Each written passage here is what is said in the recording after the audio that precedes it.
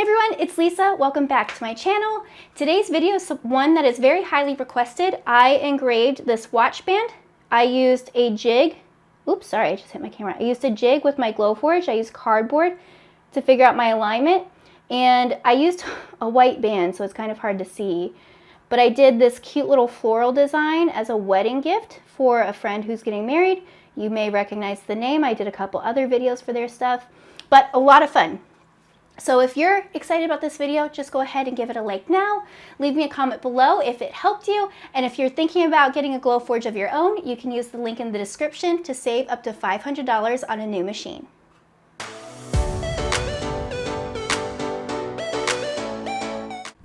Hello friends. So I am in Silicone Studio. I have a watch jig file that I believe I got from Etsy. I know that there are some issues going on right now with watch bands with patenting with these closures. So the intent of this video is to show you how I'm engraving just general silicone watch bands. If you want to look up your own stuff, it's totally fine. I'm just going to show you how I make it work and how I build the jig, okay? So this is for a larger size. I'm going to move this over to the side. Now you can see that there are two line colors in here already. Now we are going to cut this pink line, and then this blue I'm not cutting, but I'm using it as a guide to know where I place my design. Now just to give you reference, I am replicating this watch band that I made for a friend for her birthday. Here is the longer part, here is the part with the slot. And I am using single line designs from Design Bundles. There's a floral bundle with peonies that I think are so lovely. It's exactly what I'm looking for. So we're going to do that and place it on here. And I'm going to show you how I break it apart as well, so that we're not cutting or scoring on my cardboard jig too much. All right, so let's go over here. I just copied that floral, Control V to paste it, and it's pretty large. So now you want to decide which way you want it to go.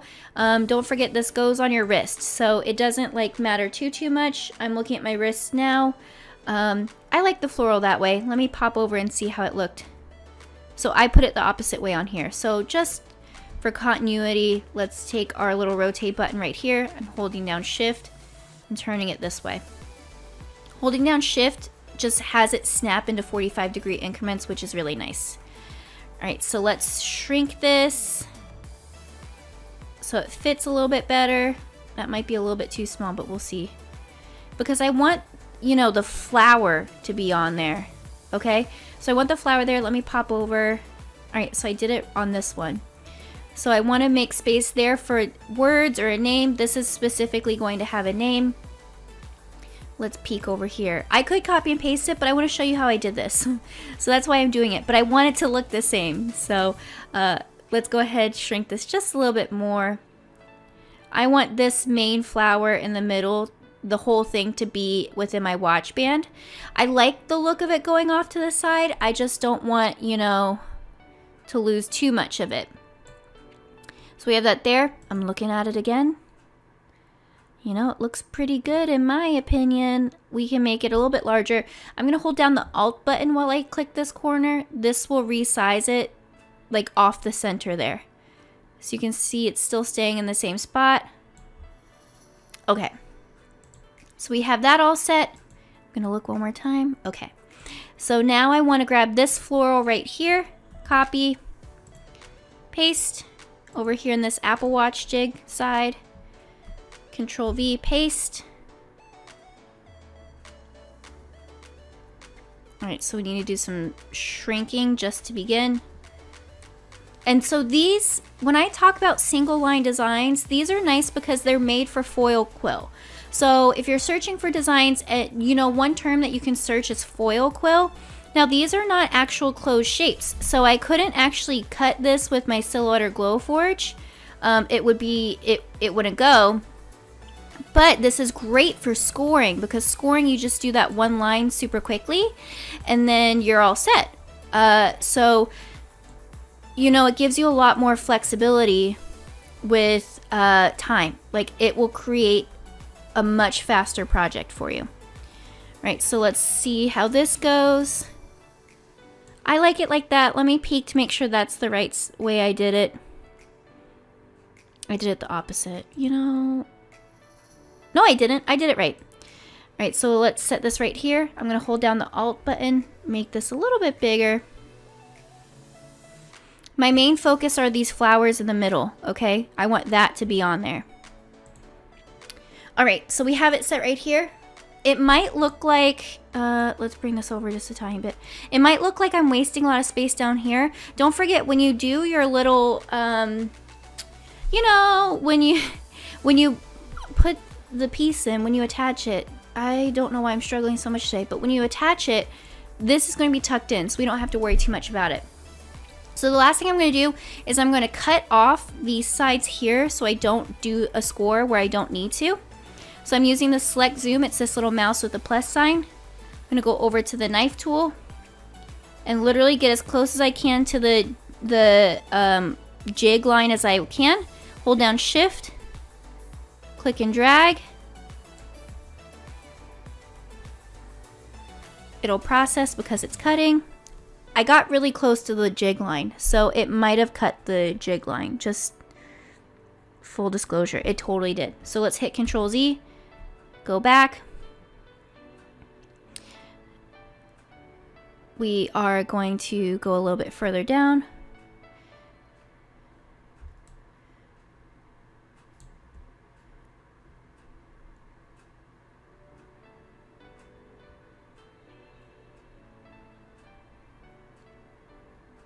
Perfect. So now you see that's broken apart. I can use my mouse, click and drag. Delete that. Delete that. Now we're going to have a little bit extra on the edge here. Not a big deal. That will not affect it. This little overlap right there. So now let's scroll up. Let me get rid of this page setup. And we want to cut off this section over here. So now I'm going to go back to my knife tool. Put it like right here. Hold down shift. Click and drag. So this will give me a better like straight cut.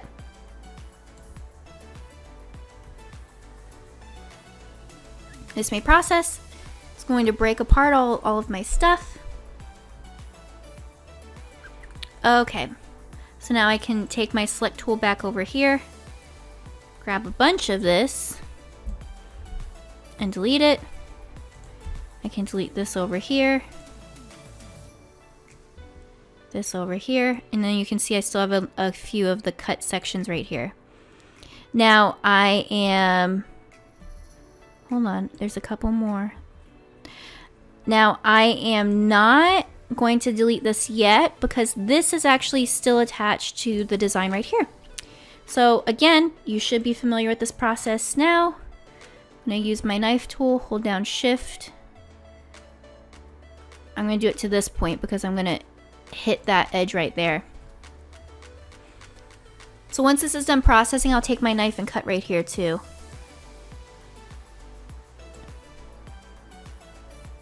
Alright, so now that's broken apart. Just like before. Drag your mouse to select it. When it's selected, delete. Delete that. I have these right here.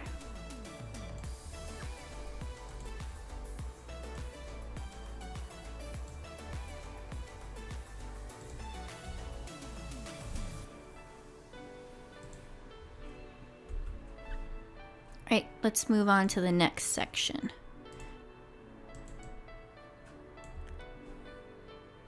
Alright, so this is the last section. Don't worry about that going over there. You know, that at the end of the day, that's not a huge overlap. And I use cardboard for my jig, so it doesn't matter too much because it's serving its purpose that we need. So I took off the shift so I can angle this a little bit more. I'm going to cut right there, and then I'll have this one last cut right here to do.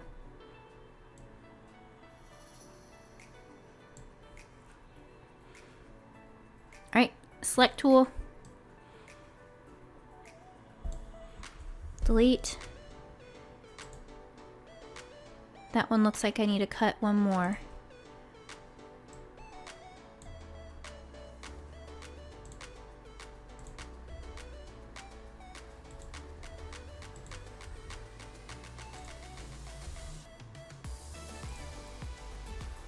Okay, so I'm going to hit this button so I can view my entire workspace.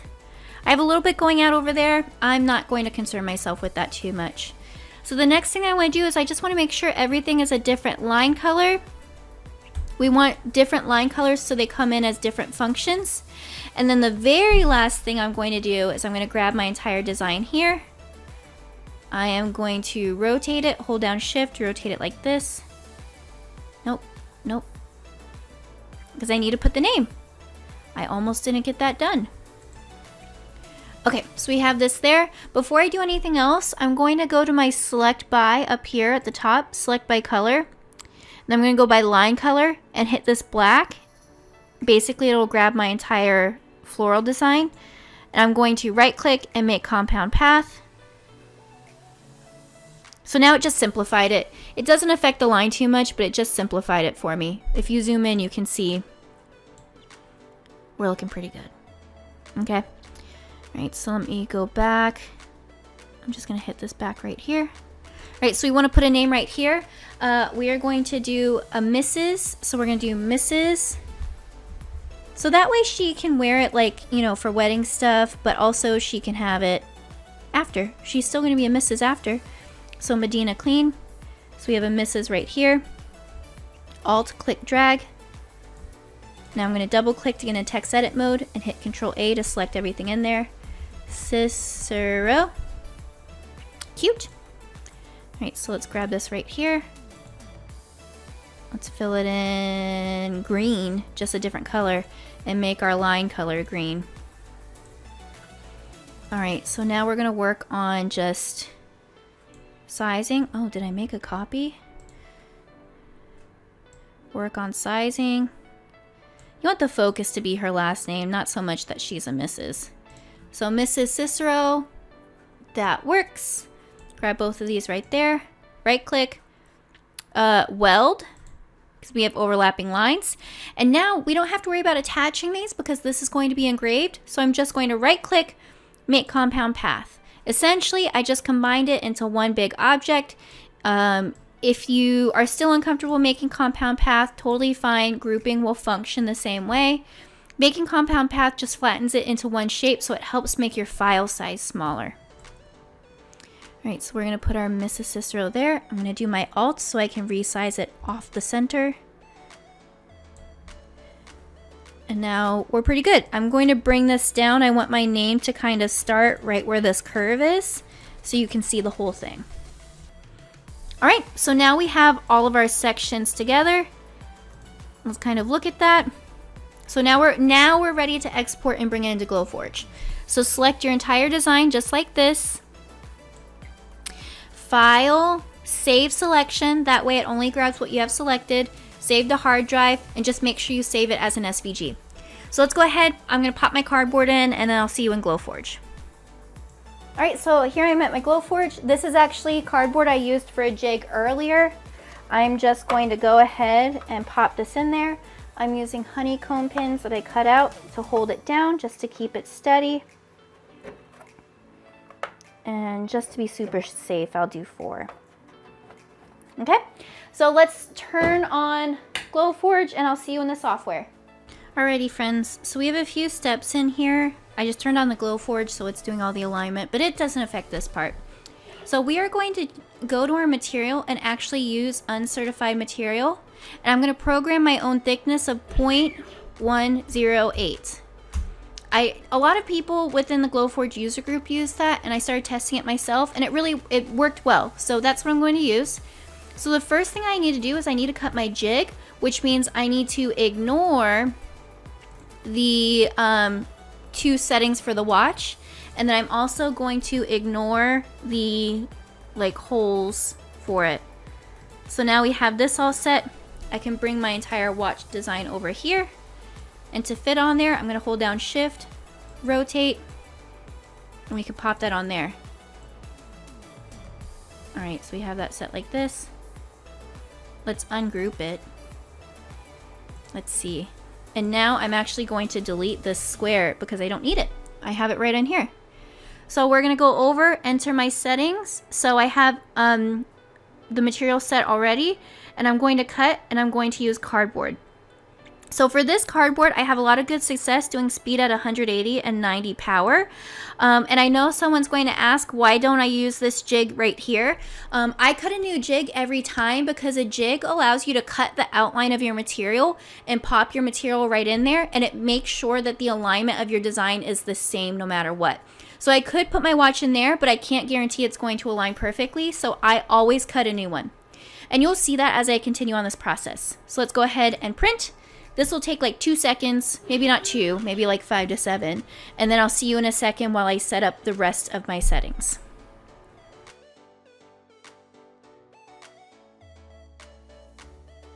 All right, so our cut is done.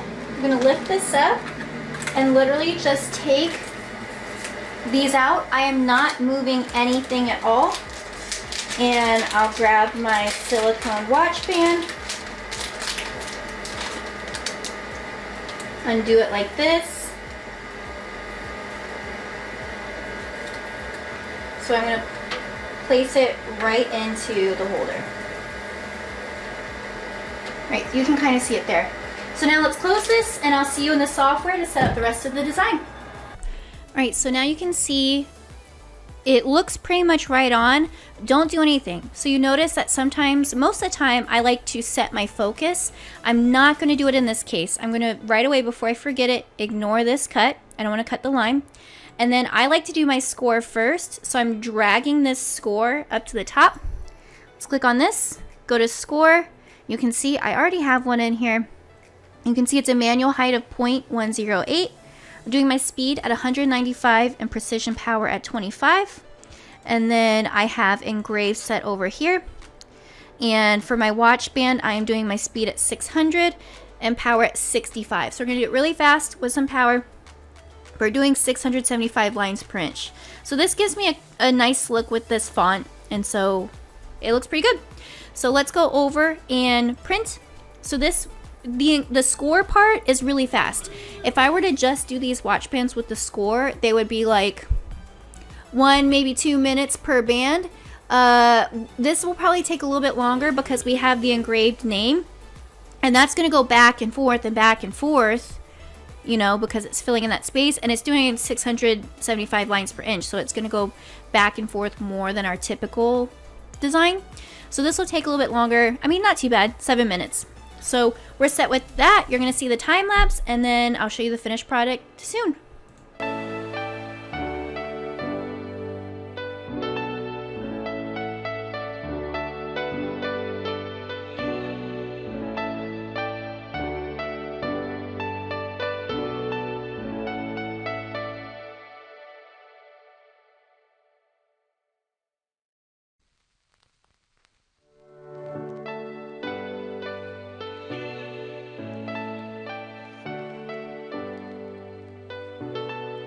Alright guys, it might be hard to see this because it's white, but we have our cute little watch band. Now, you may notice from the time lapse that it looked, you know, like dark and charred.